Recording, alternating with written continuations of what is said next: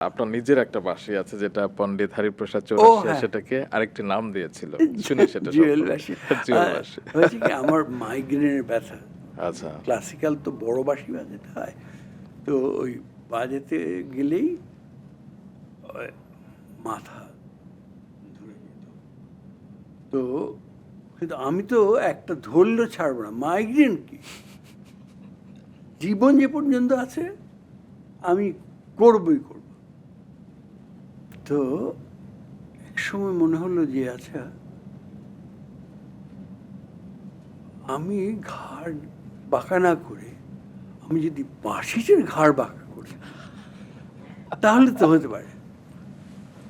এবং আমি সেই কাজটাই করলাম, গবেষণা করে করে করে করে আমি বাঁকা বাঁশি বানালাম একটা সেভেনের মতো। ইংলিশ সেভেনের মতো। আমি দেখেছি বাঁশিটা।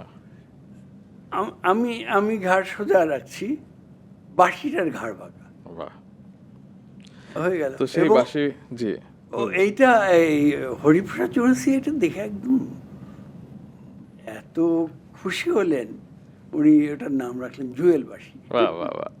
এবং আপনি পণ্ডিত হরিপ্রসাদ চৌরাশিয়া থেকে শুরু করে মান্না দে, হৈমন্তী শুক্লা তাদের মতো শিল্পীদের কাছ থেকে আসলে প্রশংসা পেয়েছেন, স্নেহধন্য হয়েছেন।